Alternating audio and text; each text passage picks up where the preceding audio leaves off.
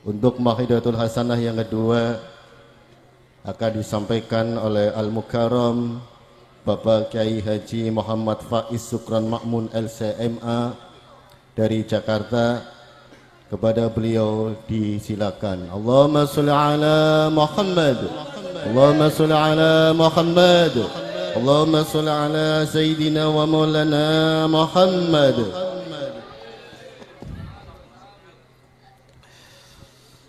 Assalamualaikum warahmatullahi wabarakatuh. Bismillahirrahmanirrahim. Alhamdulillahi rabbil alamin. Wassalatu wassalamu ala asyrafil anbiya'i wal mursalin wa ala alihi wa sahbihi ajma'in, amma ba'du. Segenap para alim ulama yang saya muliakan, para habaib, para guru, saya mohon maaf tidak menyebutkan nama beliau satu persatu, tetapi tidak pernah mengurangi rasa takzim kami kepada para guru, kepada para habaib. Bapak-bapak, ibu-ibu, hadirin hadirat sekalian yang berbahagia. Tadi saya sejujurnya sedang menikmati apa yang guru kita sampaikan. Habib Muhammad tadi berbicara bahwa peringatan Maulid Nabi besar Muhammad sallallahu alaihi wasallam itu tidak lebih dan tidak kurang merupakan ekspresi, gambaran dan ungkapan rasa cinta kita kepada Rasulullah sallallahu alaihi wasallam. Oleh karena itu, yang namanya ekspresi itu tidak butuh dalil. Sekarang ini ada orang Islam tapi cara pandang keagamaannya itu salah. Cara pandang keagamaannya itu, kata orang Jawa, rewel. Sekarang ini ada orang, Habib, suka nanya sama saya, Maulid itu dalilnya apa? Kenapa di zaman Rasulullah itu ndak ada Maulid seperti siang hari ini? Ini kadang-kadang kalau saya pikir, orang yang nanya kayak begini ini, itu separuh pinter tapi banyak gobloknya, Pak. Pinternya ada ini. Dia tanya, bukankah dalam beragama kita ini kan harus nyontoh Nabi? Sekarang Maulid itu kayak begini nih, kan Nabi tidak pernah ngangkat Sayyidina Umar jadi ketua panitia misalnya, kemudian Sayyidina Abu Bakar jadi bendahara panitia Maulid, kemudian nunjuk Sayyidina Ali sebagai komandan Barser pengamanan acara Maulid, kan tidak pernah ada itu. Maka orang ada yang cara pahamnya kayak gini. Ini yang saya bilang, orang ada pinternya tapi banyak apanya ini? Bodohnya. Kenapa? Ini penting, Bu. Orang beragama itu kalau mau mengerjakan satu pekerjaan, itu pertanyaannya bukan pekerjaan itu ada atau tidak di zaman Nabi, tapi yang dilihat pekerjaan ini sebetulnya dalam agama kedudukannya apa. Ini supaya orang tidak salah paham dalam beragama. Ada orang sekarang ini, kalau kita mengerjakan apa saja, selalu ditanya, pekerjaan ini ada apa tidak di zaman Nabi? Ini pertanyaan yang salah, Pak. Saya sering bilang di mana-mana, saya ini, umat Islam ini, diminta meniru Nabi bukan meniru hidup di zaman Nabi, beda. Hidup saya, Ibu, ini disuruh niru Nabi, bukan hidup saya disuruh niru zaman Nabi.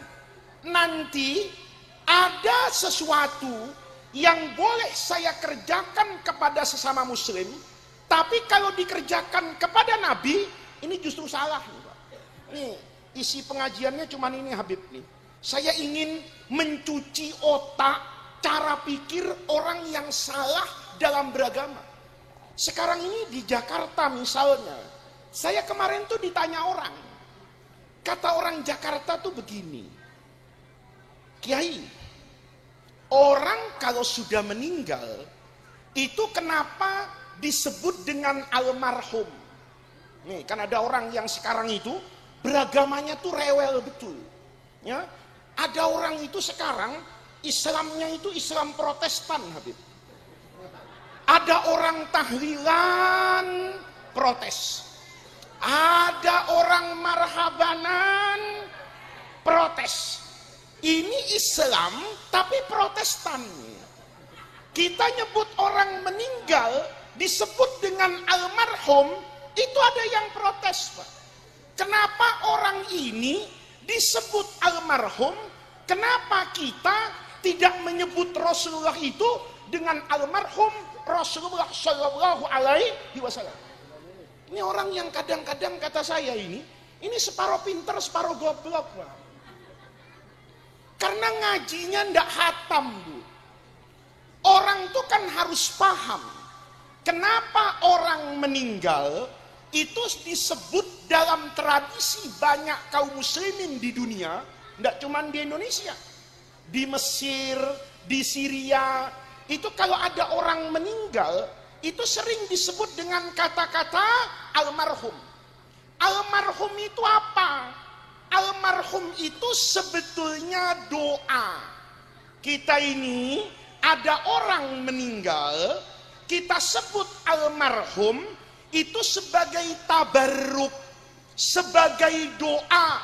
Mudah-mudahan orang ini dirahmati oleh Allah supaya bisa masuk ke dalam surga.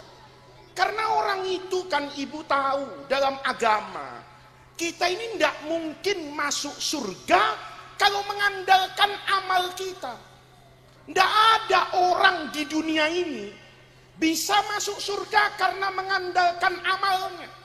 Amal kita itu nggak ada apa-apanya, Bu. Ayo, misalnya nih, orang sekabupaten Tegal sama sekota Tegal nih, orang Tegal sama orang Selawi sepakat berhenti sholat, Bu. Mulai nanti sore ini asar, kata orang Tegal, kita berhenti sholat yuk. Jangan orang setegal, orang se-Jawa Tengah, orang se-Indonesia, orang sedunia berhenti sholat. Apa karena orang berhenti sholat terus Allah besok tidak jadi Tuhan gitu? Hah? Bu, kalau Ibu berhenti sholat, semua nih berhenti sholat, berhenti puasa, berhenti zakat, apa besok Allah tidak jadi Tuhan? Karena partai koalisinya tidak cukup ini untuk mengusung Allah sebagai Tuhan misalnya. Hah? Apa begitu? Atau dibalik, Bapak Ibu semuanya sholat. Pertanyaannya, kalau orang sholat sedunia ini, puasa sedunia ini, zakat sedunia ini, apa menambah kemuliaan Allah? Hah? Enggak. Allah tidak kurang kemuliaannya karena maksiat kita. Allah juga tidak bertambah keagungannya karena ibadah kita. Kalau kita pikir-pikir, karena Allah itu zat yang maha esa dalam segala-galanya. Allah tidak butuh kita, kita yang butuh Allah. Beda sama bupati. Ayo, Bupati Tegal tidak punya rakyat, bisa jadi bupati. Hah? Kiai tidak punya santri, tidak punya orang ngaji, bisa jadi kiai.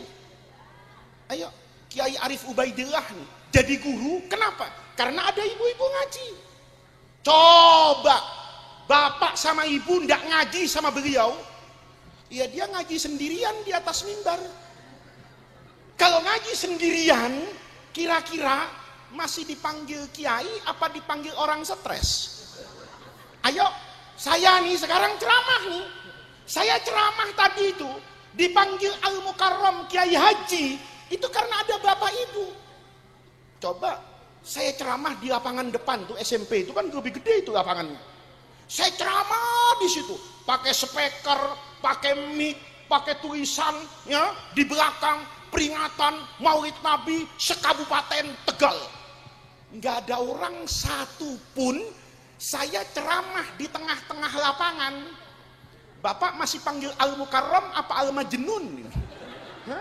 Kira-kira ibu masih panggil Al-Mukarram? Oh, ini kiai stres ini. Nggak ada yang ngundang, maksa-maksa jadi siapa ini? Jadi kiai. Artinya apa? Hari ini saya dengan ibu itu sama-sama butuh. Saya butuh ibu untuk mendengarkan ceramah, ibu butuh saya untuk ceramah. Benar nggak, Bu? Ayo, misalnya datang ke acara ini, nggak ada yang ceramah. Acaranya bisa jalan nggak? Hah? Acaranya bisa jalan nggak? Nggak bisa. Yang datang ke sini semuanya ceramah. Bisa jadi acara nggak? Hah?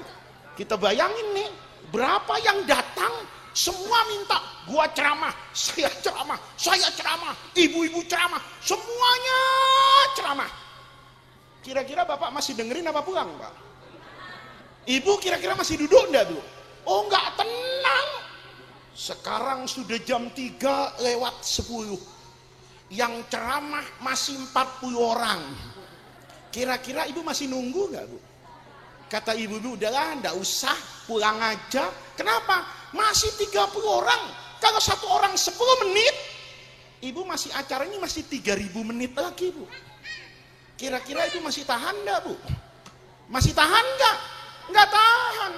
Kenapa Ibu masih bertahan di sini? Bu, kenapa Ibu masih bertahan di sini? Karena tahu ini orang jauh-jauh dari Jakarta, kayaknya masih capek, paling setengah jam berhenti. Begitu setengah jam berhenti, tenang dia. Setengah jam lagi saya tunggu, panas, kipas-kipas setengah jam. Kenapa mau nunggu? Karena tahu setelah setengah jam pasti pulang. Coba kalau saya kasih tahu, ini Maulid Nabi, kata Ustadz Arif, nanti akan selesai setengah 12 malam. Ibu masih bertahan apa pulang? Kata ibu, daripada pulangnya nanti, mendingan dari sekarang. Sama-sama nggak ikut sampai akhir, mendingan dari... Coba lihat, manusia tuh butuh sama manusia. Tapi Allah nggak butuh sholat ibu. Apa kalau terus orang berhenti sholat, terus besok, yang jadi Allah kayak capres gitu? Ya? Oh, ini koalisinya harus teraman, Pak. Kalau nanti umat muslim yang di Indonesia nggak sholat, ini umat Islam terbesar sedunia. Kalau nanti tidak sholat, jangan-jangan Allah tidak bisa terpilih jadi Tuhan lagi. Kenapa? Karena partai koalisinya lari satu. Kan tidak begitu. Allah itu tidak butuh siapa-siapa, tidak butuh apa-apa. Maka kita masuk surga itu karena rahmat Allah. Ini harus ingat. Makanya orangnya disebut almarhum. Jadi ibu nih harus paham. Ketika Allah berfirman dalam Al-Quran, udkhulul jannata bima kuntum ta'malun, itu bukan saya transaksi dengan Allah. Bukan Allah ngomong, Faiz, ini surga harganya sama dengan 100 tahun sholat. Enggak sama. Allah cuma ngomong, Faiz, saya kasihan sama kamu. Asal kamu sholat, saya ridho kamu masuk surga. Tapi sholatmu bukan harga masuk surga, Pak. Nih, gambaran yang gampang nih, Bu. Kayak orang kaya itu. Saya pernah lihat di Jakarta itu. Ada orang kaya, Bu. Naik mobil yang paling bagus. Berhenti di pinggir jalan itu. Kenapa berhenti? Ada orang tunanetra buta. Itu jualan kerupuk, Bu. Kerupuknya didorong, dipikul. Ada 30. Jam 1 siang panasnya luar biasa. Maka orang kaya tadi berhenti. Saya kebetulan ada di situ. Nanya orang kaya tadi itu sama orang buta ini. Bapak jual kerupuk ya? Iya. Berapa kerupuknya satu? 25.000. Kata orang kayanya, ada berapa Pak? Ini ada 30. Kalau bayar itu 750.000. Itu orang kayanya ngeluarin uang 2 juta Bu. Bilang sama orang butanya, ini nih Pak, 2 juta saya beli semua. Dibeli semua, orang butanya seneng, kerupuknya dimasukin mobil. Pertanyaannya, orang kaya tadi butuh kerupuk nggak sebenarnya Pak? Hah? Butuh kerupuk enggak? Kalaupun butuh, bukan kerupuk yang murah itu. Orang kaya kan kalau kerupuk udang, itu terasa udangnya. Kalau saya dibilang kerupuk udang, kok nggak ada rasa udangnya? Sama kadang-kadang kita makan soto. Saya pernah makan soto Habib di Jakarta. Ditulisnya soto ayam. Yang jual orang Madura lagi. Saya beli itu Pak. Nggak ada ayamnya Pak. Isinya kol sama kentang. Saya panggil orang Maduranya. Sini. Kamu jualan soto ayam apa soto kentang? Kamu jualan soto ayam apa soto kol? Banyak kayak gitu. Mie ayam. Coba dimakan mie ayam itu. Kadang-kadang ayamnya nggak ada. Pakai jamur. Kadang saya tanya sama tukang mie ayam, ini mie ayam apa mie jamur? Kalau orang kaya pasti carinya mie ayam. Orang kaya pasti nyari kerupuk yang asli, yang ada udangnya. Kenapa? Kerupuk murah itu dibeli karena kasihan. Allah itu nerima sholat kita itu karena kasihan. Ceramah saya ini Allah terima itu karena kasihan. Kata kasihan ini Ustadz satu datang dari Jakarta maulidan siang-siang.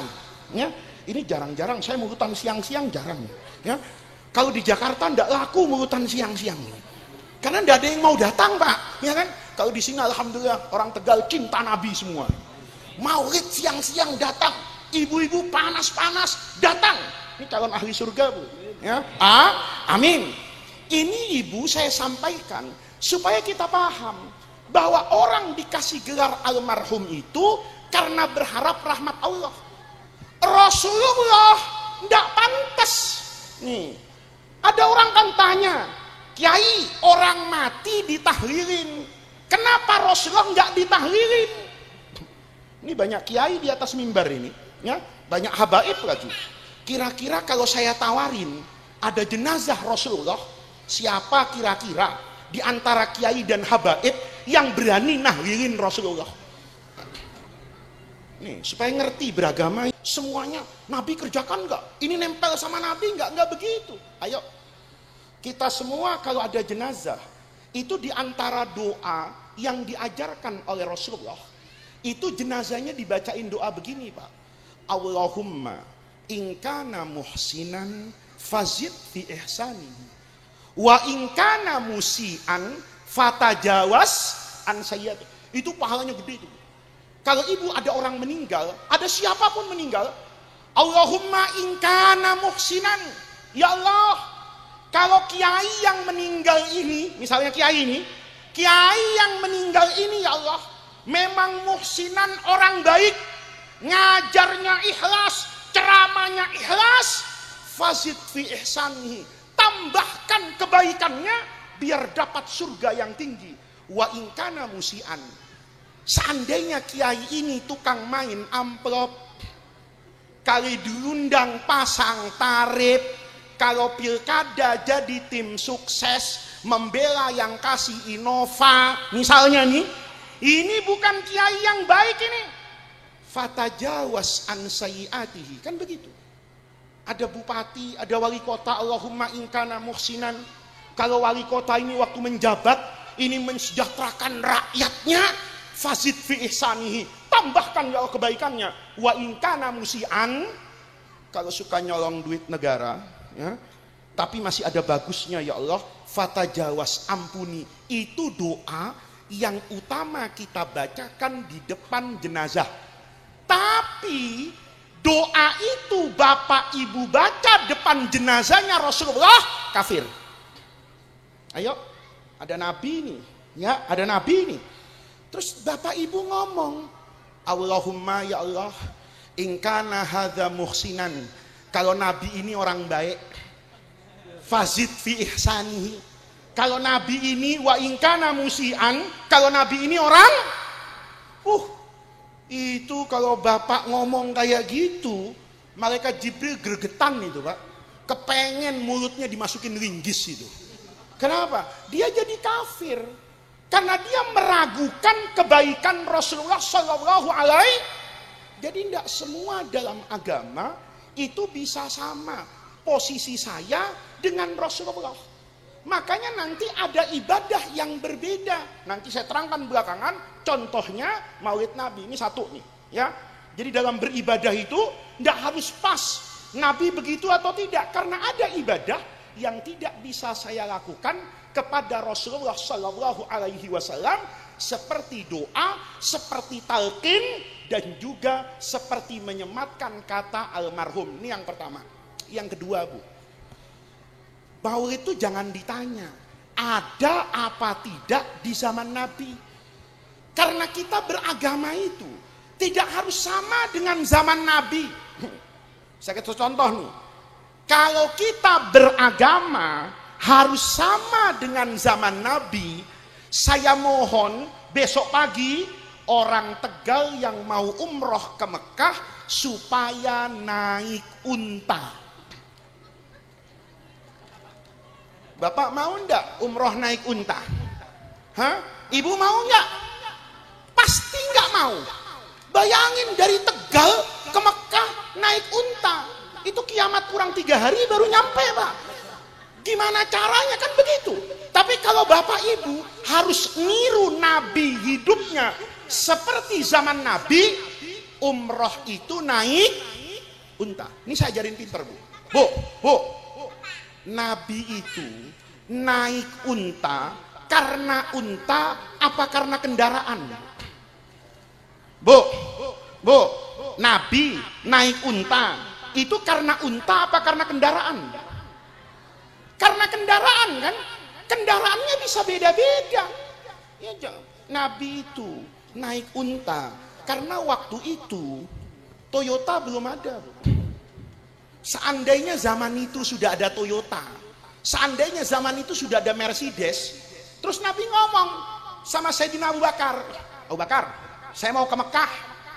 Kira-kira Sayyidina Abu Bakar bawa Innova apa bawa unta, Bu? Hah? Kira-kira kalau kita bayangin bawa apa? Bawa Innova. Kenapa enggak bawa Innova? Karena Toyota belum buka showroom di Madinah waktu itu. Seandainya di Madinah sudah ada Auto 2000, jual Innova, jual Fortuner, saya yakin itu Sayyidina Abu Bakar nyiapin 2 mobil untuk Rasulullah. Kenapa disiapkan unta? Karena unta itu kendaraan yang paling bagus di masa Rasulullah. Dulu guru saya itu ngasih contoh lebih ekstrim. Tapi jangan dipahami kalau saya itu sedang mengoreksi ibadah yang baik. Guru saya dulu tanya begini, Pak. Anak-anakku di kelas ini, guru saya itu kebetulan waktu itu bermazhab Imam Abu Hanifah, orang Irak. Datang ke Mesir, buka pengajian. Begitu ngaji, nanya, anak-anakku, kalau malam ini kita makan bawang, nih, kita makan bawang. Anggap kalau di Indonesia ganti, makan pete sama jengkol. Nih, Bapak malam-malam, jam 10 malam, itu makan jengkol 2 piring, Pak. Makan pete 2 piring. Begitu selesai makan jengkol sama pete, langsung tidur, Pak. Nggak pakai gosok gigi. Nih, ya. Tidurnya mingkem, Pak. Mulutnya tertutup itu. Dari jam 10 malam sampai jam 4. Begitu jam 4 mau subuh bangun. Mulutnya dibuka. Mulutnya dibuka. Itu kucing lewat, pingsan, Bu, di depannya itu. Kenapa? Baunya luar biasa. Nih, guru saya nanya. Tapi jangan diartikan saya sedang menistakan agama. Saya sedang membaca sudut pandang orang yang berbeda. Kata guru saya, kalau ada 2 orang nih, A dan B, malam-malam makan katakan jengkol sama apa itu? Pete. Kalau di Arab makan bawang, Bu. Habis itu subuh bangun, mulutnya bau. Yang A ngambil siwak. Yang A ngambil siwak. Diapakan? Pakai siwak mulutnya. Selesai siwakan, mandi, berangkat, sholat subuh. Satu. Yang B nggak ngambil siwak, ngambil sikat gigi. Mereknya Oral-B. Ya, Oral-B itu sikat gigi yang paling bagus, Bu. Bulunya ke kanan ke kiri dan kokoh. Itu harganya 150.000. Kalau sikat gigi saudara itu belinya di Alfamart, mereknya Formula, 12.000 dapat 4, kan gitu kan? Sekali dipakai bulunya runtuh, kan begitu. Nah, ini sikat gigi yang mahal nih, 150.000. Terus ambil pasta gigi yang bagus, namanya Sensodyne. Ini bukan endorse merek ya Pak ya. Ini kalau di TikTok dapat duit saya ini. Kenapa? Nyebut nama produk ini. Dia ngambil sikat gigi, kemudian ngambil pasta gigi yang bagus, kemudian dia gosok giginya bersih, kemudian dia ambil Pepsodent cair.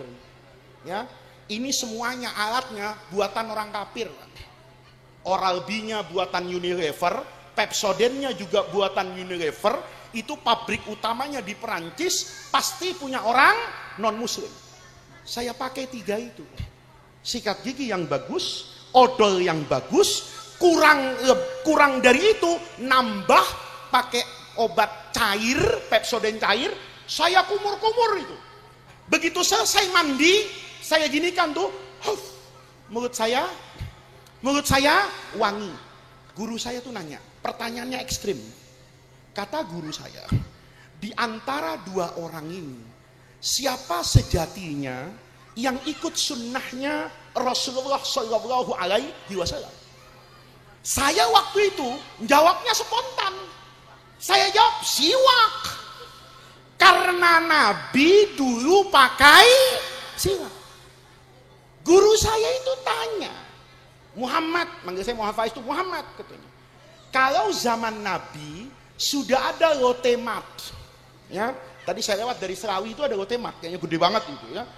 Di zaman Nabi ada lotemat, ada Oral-B, ada Sensodyne, ada Pepsodent. Terus Nabi ngomong sama khodamnya Sayyidina Abdullah ibni Mas'ud. Ibnu Mas'ud, saya besok pagi mau gosok gigi. Nih, di Madinah sudah ada lotemat, sudah ada Alfamart, sudah ada Indomaret.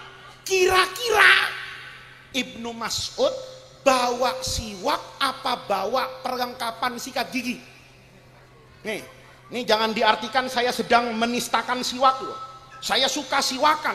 Tapi guru saya ini pandangannya itu ada benernya. Kata guru saya, ibadah yang jadi ibadah kepada Allah itu bersiwak atau bersihnya gigi dan wanginya gigi. Nih lihat, kan sama dengan ceramah tadi. Kita datang ini cinta Nabi, wasilahnya maulid. Ada orang nggak mulutan itu, tapi kalau bulan Rabiul Awal, anak yatim semuanya di pesantrenin. Dipanggil anak yatim satu nih, kamu kenapa nggak sekolah? Nggak punya biaya Pak. Sudah, ini saya sedang ingat maulidnya Nabi, saya cinta Nabi, kamu sekarang kuliah, ini uang 100 juta, daftar ke Jakarta, bisa kuliah, boleh enggak? Boleh enggak? Saya enggak bikin maulid Nabi, tapi di musola ini, setiap hari, setiap malam, ngaji. Malam Senin, Fathul Qorib, ya, malam Selasa, ngaji apa, malam Rebu, ngaji apa, semua pengajian. Bahkan kalau bulan Rabiul Awal, bukan kiainya yang dapat amplop, yang ngaji dikasih amplop sama orang kaya satu-satu. Boleh enggak? Boleh. Karena tujuannya cinta Nabi, wasilahnya maulid, wasilahnya bangun pesantren, wasilahnya cetak Al-Quran. Saya pikir-pikir, guru saya ini benar juga ya. Yang dituju itu bersihnya mulut. Siwak itu wasilah. Nih, siwak itu wasilah. Ghoyahnya, tujuannya bersihnya mulut.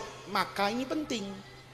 Kalau sudah tahu sikat gigi dan siwak itu wasilah, ghoyahnya kebersihan mulut, maka tidak boleh orang tanya sama saya, Pak, mana dalilnya orang boleh pakai sikat gigi? Kenapa? Karena pakai sikat gigi tujuannya bersihnya mulut. Bersihnya mulut disuruh agama, wasilahnya nggak usah. Ini paham nih, harus paham nih. Karena sekarang banyak orang yang salah di situ. Wah, asal nggak dikerjakan Nabi, bid'ah. Semua yang bid'ah sesat.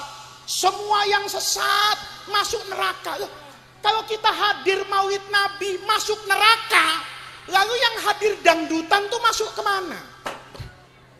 Loh, kalau sama-sama masuk neraka kan nggak adil. Masa saya mulutan ke neraka, saya dangdutan ke neraka? Oh, cari Tuhan lain, Pak. Kenapa? Nggak bener ini. Coba lihat. Sementara kalau kita lihat di dunia ini, semua orang itu tidak pernah mempermasalahkan wasilah kalau tujuannya itu memang diperintahkan dan dibenarkan oleh agama. Ambil contoh.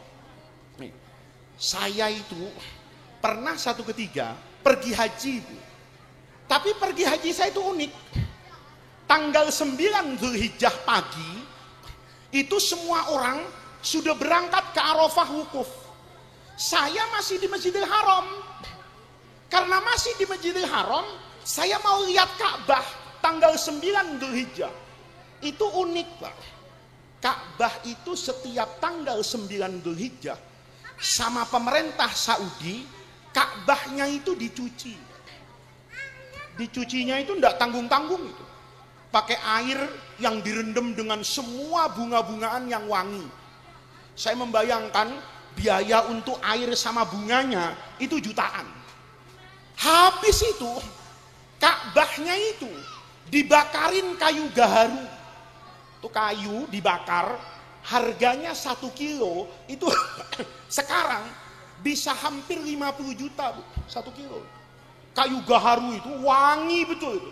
Kalau dibakar, asapnya nempel sama baju saya, itu seminggu wanginya ndak hilang. Karena gaharu itu sekilo 50 juta. Beda sama maulid bapak-bapak itu. Biasanya bayar bapak beli kayu apa itu kayak buhur.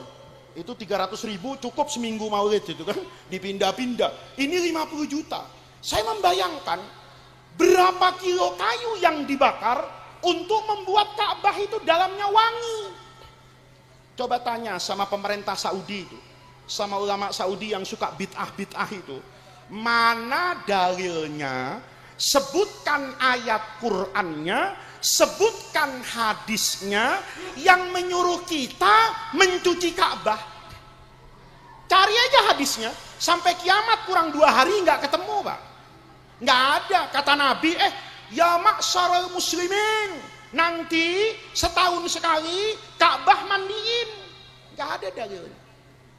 Ka'bah itu, Bapak, dikasih baju namanya kiswah.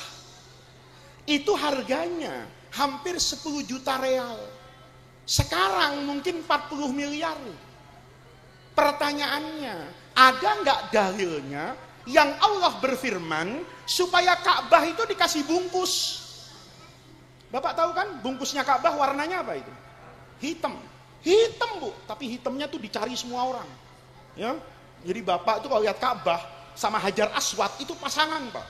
Hajar Aswad tuh batu hitam, Ka'bahnya dikasih baju hitam, tapi yang hitam dua-duanya dicari orang. Jadi bapak-bapak di Tegal nih, kalau punya kulit agak hitam, itu ndak usah rendah diri, Pak. Kalau dibilang sama istrinya, abang kenapa sih kulitnya hitam? Oh, saya hitam-hitam Hajar Aswad. Saya hitam-hitam Ka'bah. Ka'bah itu dikasih baju hitam. Pertanyaannya, ada nggak dalilnya? Nggak ada. Tapi tidak ada orang di dunia ini yang mengatakan bahwa orang yang nyuci Ka'bah, bahwa orang yang ngasih baju Ka'bah itu hukumnya salah bid'ah, neraka. Nggak ada. Kenapa? Karena saya ngasih baju Ka'bah, saya mencuci Ka'bah, itu adalah ungkapan rasa penghormatan saya kepada Ka'bah. Ekspresi saya yang memuliakan Ka'bah itu saya tandai dengan mencuci dan memakaikan Ka'bah kiswah. Sederhana kan? Ayo bapak dan ibu sekarang masuk ke toko buku, lihat Quran sekarang bagus-bagus enggak? Bu, di Jakarta itu bu, saya rasa di Tegal sama, itu ada Quran dicetak warna-warni pak. Mana yang izhar, mana yang idgham, mana yang mat tabi'i, itu ada warna-warnanya. Di bawah nanti dikasih keterangan. Kalau hijau mat tabi'i, kalau ungu gunnah misalnya, kalau merah izhar. Zaman Nabi ada nggak bu? Ada nggak Quran dicetak kayak gitu? Nggak ada. Zaman Nabi Quran bentuknya buat ukuran orang sekarang aneh. Baca sejarah Quran itu. Quran zaman Nabi itu ditulisnya itu tidak pada satu bentuk alat tulis. Ada orang kaya biasa makan soto. Karena biasa makan soto berarti suka motong kambing sama motong sapi. Kulitnya dijadikan kertas. Tulangnya yang besar itu dijadikan kertas. Quran ditulis di atas kulit binatang. Quran ditulis kadang-kadang di atas tulang binatang. Ada orang miskin nulis Qurannya di batu. Ya bayangin tuh Pak. Kalau ada yang di kulit binatang, ada yang di tulang, ada yang di batu, ada yang di pelepah kurma. Terus kita bawa Quran ini ke tukang jilid fotokopi itu loh. Bang, jilid jadi satu. Kata tukang fotokopi, tanggung Pak, bunuh aja saya sekalian. Kenapa? Nggak mungkin. Loh, Quran begitu aslinya. Nggak ada Quran di kertas itu. Sekarang Quran jadi bagus. Covernya tebel, kertasnya bagus. Boleh apa enggak? Boleh. Kenapa? Karena mengagungkan Quran dengan mencetak Quran yang bagus, mengagungkan Ka'bah dengan cara memberi kiswah yang mahal, itu masuk di bawah perintah Allah. Dzalika wa may yu'azzim sya'airallah fa innaha min taqwal qulub. Sederhana. Orang yang menghormati syiar, simbol-simbol Allah di dunia ini, maka tandanya orang itu punya ketakwaan kepada Allah Subhanahu wa ta'ala. Jadi maulid itu sederhana. Karena ini ekspresi cinta. Bu. Ibu, saya dari tadi ngomong ekspresi, paham nggak bu? Apa ekspresi itu bu? Ekspresi itu ungkapan. Bahasa gampangnya gini bu. Nih, walaupun ibu-ibu yang sudah tua, dulu waktu masih muda, waktu ditaksir sama suaminya dulu kalau jatuh cinta, itu ada yang berani ngomong, ada yang nggak berani ngomong. Ada laki-laki yang percaya diri, perempuan didatangi, I love you, saya cinta sama kamu mau nggak sama saya? Ada yang begitu bu. Ada yang takut-takut, nggak berani ngomong, biasanya kirim bunga. Bu, kalau ada orang laki-laki kirim bunga sama ibu paham nggak kalau orang itu cinta? Paham nggak? Tunggu dulu, tanya dulu bunga apa yang dikirim. Jangan semua bunga dikirim terus tanda cinta. Saya misalnya dengan calon istri saya dulu, saya naksir, mesti perempuan itu saya kirimin bunga bu. Bunga mawar saya kirim, begitu diterima sama perempuan tuh paham, oh Faiz jatuh cinta sama saya. Kenapa? Ngirim bunga mawar. Saya deg-degan. Kira-kira perempuan yang saya kirimin bunga mawar kemarin, itu ngirim bunga balik enggak ke saya? Alhamdulillah ngirim. Apa pasti jatuh cinta? Belum tentu. Kalau perempuannya ngirim balasan ke saya, bunga melati, itu tandanya cinta sama saya. Tapi kalau calon istri saya, perempuan yang saya taksir, yang saya kirimin bunga mawar, terus balasannya ngirimin bunga Kamboja yang di kuburan itu ke saya, Itu tanda ekspresi gua nggak mau najis terima lo, kan begitu. Kenapa? Karena yang dikirimin bunga Kamboja, kan disumpahin mati gitu loh. Anda jangan bangga-bangga saya kirimin bunga, tapi bunga Kamboja. Bapak sama ibu kan tahu kan itu yang namanya ekspresi. Jadi kata Habib tadi itu betul sekali. Maulid Nabi itu ekspresi cinta. Maka ada juga maulid yang mungkin hukumnya haram. Kayak tadi maulid joget-joget. Sama itu ada yang 17 Agustus ngundang dangdut itu. Itu kalau Pangeran Diponegoro bangkit dari kuburannya nangis. Kata Pangeran Diponegoro, saya mau jadi pahlawan, mati bela NKRI. Ya bukan untuk kayak begini. Tadi alhamdulillah, ya kan? Kita maulid ngaji ya waton, nyanyi ya waton, bansernya siap. Tapi kalau banser nyanyi ya waton sambil mabuk, gitu loh. Tentu Hadratus Syekh ndak ikhlas. Saya kepengen baju banser itu dipakai jaga kiai, jaga pengajian, bukan mabuk. Gitu. Maulid ini ekspresi cinta. Maka semua yang dipahami sebagai bagian dari ekspresi cinta itu diterima oleh agama, itu dibenarkan oleh agama, tidak butuh yang namanya dalil. Paham Bu sekarang? Paham? Jadi kalau nanti ada paham yang aneh-aneh masuk Tegal, bilang maulid itu bid'ah, semua bid'ah masuk neraka, itu tandanya orang yang gagal paham pengajian. Ya, suruh datang ke sini ngaji kepada para habaib, ngaji kepada para kiai supaya paham agamanya menjadi benar. Ini yang ingin saya sampaikan Bu. Yang terakhir, udah sore ini. Kalau ngajinya bapak-bapak sampai jam 5 nggak apa-apa. Kalau ibu-ibu nanti suaminya marah. Tahu-tahu suaminya nanti ibu nyari makan malam.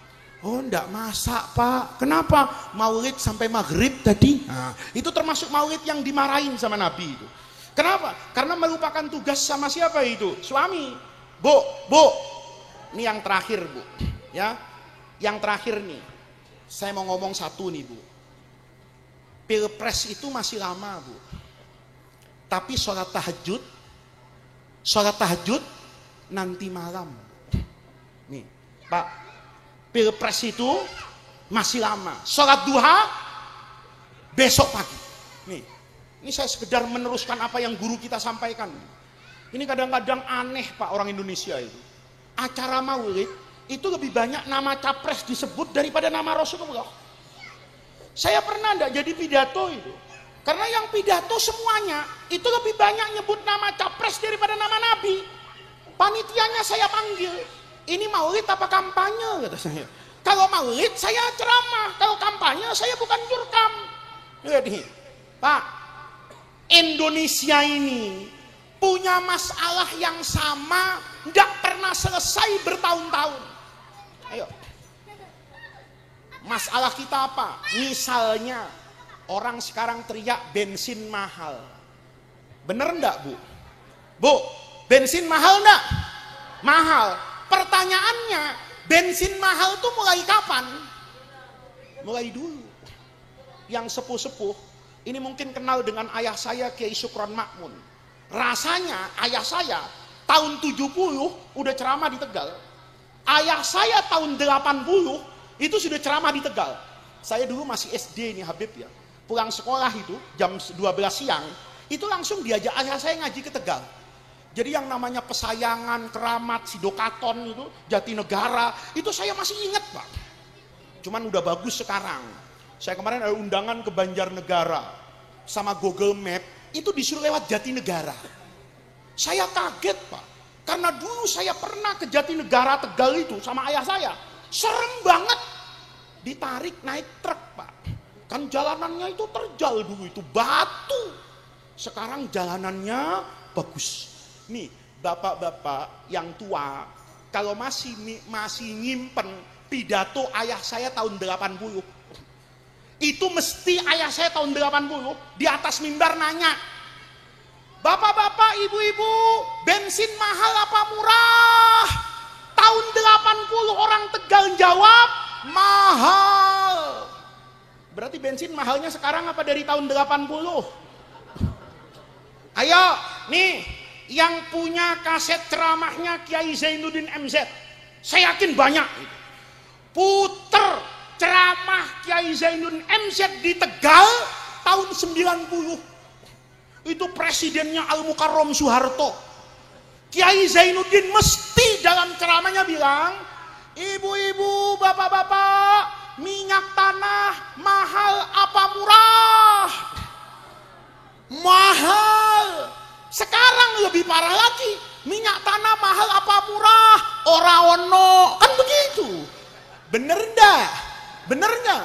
Kan yang paling dendam sama Pak Yusuf Kala waktu ganti kompor gas, itu kan orang Tegal. Karena dulu semua kompor, ya kompor tuh kalau dicari ya, dari dunia sampai akhirat, kayaknya buatan orang Tegal itu. Ya, dandang sama kompor, coba lihat. Bapak kalau punya pidato Kiai Zainuddin MZ tahun 90, itu bensin mahal. Ayo. Pemilu curang. Kapan, Bu? Kapan? Setiap pemilu. Pemilu itu, Bu, kata yang menang jujur, kata yang kalah bener enggak? Bener enggak? Ayo. Dulu zaman Al-Mukarram Pak Harto lebih parah lagi, Pak. Dulu saya kalau ngaji ke Tegal, itu jalannya hancur, saya yakin di situ Golkar kalah. Kalau jalannya mulus, Golkar menang. Kalau di Selawi ada kampung tidak ada listriknya, itu biasanya Golkar kalah. Kalau Golkar menang, bukan cuma listrik, TV lengkap di kelurahan. Kenapa? Golkar menang.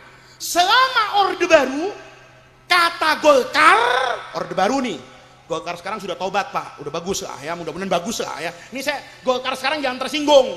Saya cerita Golkar tahun 80. Itu Golkar dulu, kata Golkar pemilu jujur. Kata PDIP sama P3 curang. Bener nggak? Nggak usah Orde Baru, kelamaan. Kemarin, Ibu masih ingat nggak tahun 2009? Pak SBY itu menang satu putaran.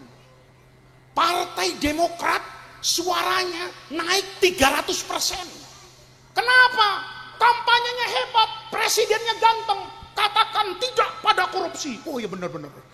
Ini penyakit bangsa kita ini, korupsi. Pak SBY menang kan? Satu putaran pasangan sama Pak Budiono. Diprotes sama Bu Mega. Kata Bu Mega 2009, pemilu curang. Kata Pak SBY, pemilu jujur. 2009,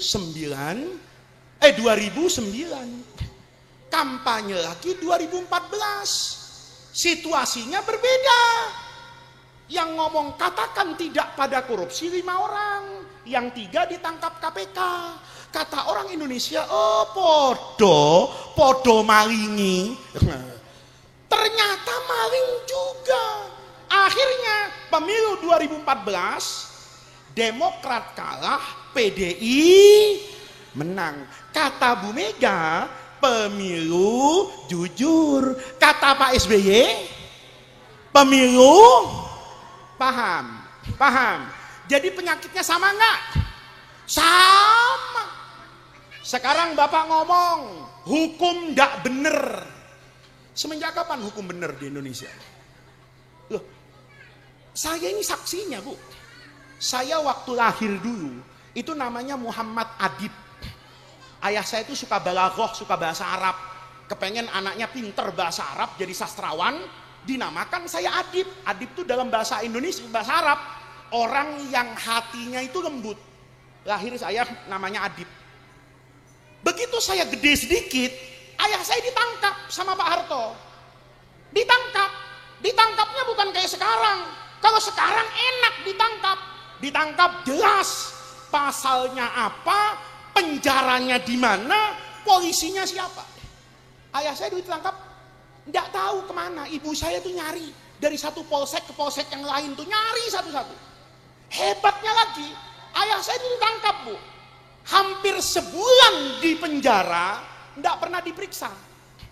Diajak main pingpong sama polisi, makan nasi warteg tiap hari, main catur. Kata bapak saya ini, saya salah apa? Maka begitu komandannya datang, ayah saya tanya, Dan, saya ini salah apa? Kok enggak diperiksa-periksa? Itu Kapolresnya yang jawabnya itu enak. Saya juga nggak tahu Pak, kenapa Bapak ada di sini.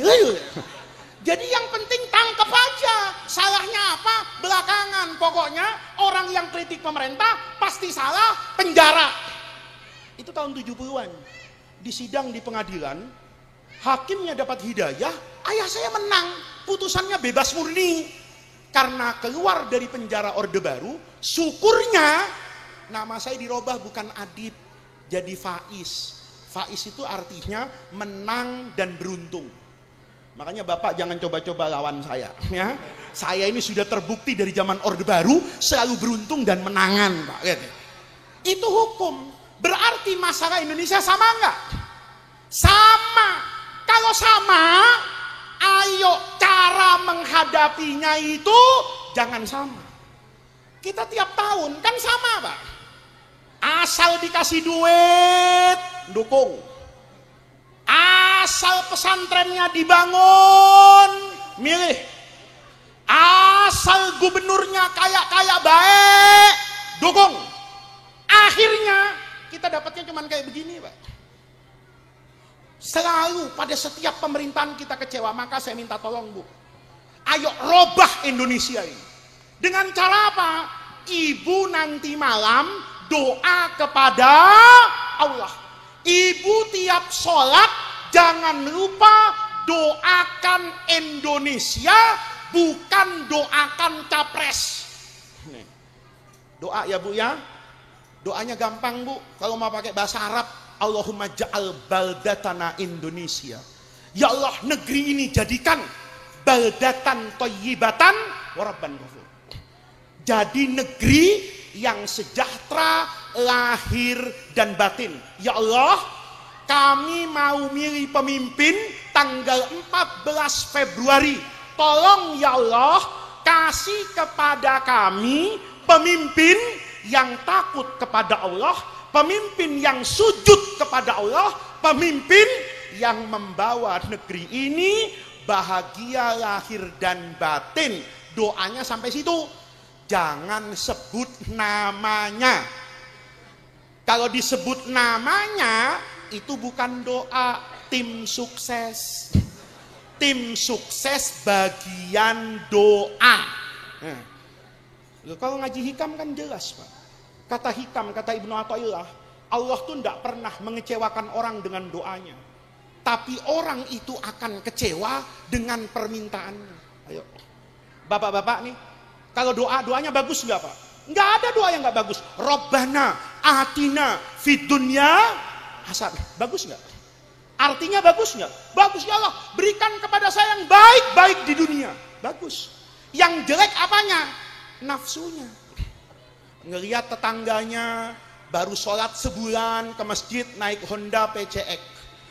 Dia yang istiqomah sholat 20 tahun jalan kaki. Ngelihat temennya, ya Allah, baru sholat sebulan sudah naik Honda. Doa dia, Rabbana atina fid dunya hasanah. Ya Allah, berikan kepada hambamu yang baik-baik di dunia. Bagus. Yang jelek apanya? Tafsirnya. Saya tanya sama Pak Haji yang doa gitu, Pak Haji, doanya cakep itu? Ya Alhamdulillah. Apa artinya Pak Haji? Ya Allah, berikan kepada saya yang baik-baik di dunia. Saya tanya, yang baik-baik di dunia itu apa Pak Haji? Jawab Pak Haji ini, Yamaha NMAX Pak. Yang harganya 41 juta, kalau bisa yang warnanya putih. Ini doa apa mau beli motor? Ini doa apa mau kredit? Itu yang salah. Kalau orang doanya Rabbana atina fid dunya hasanah, seperti yang Habib bilang tadi, dikasih anak yang sujud kepada Allah itu rezeki.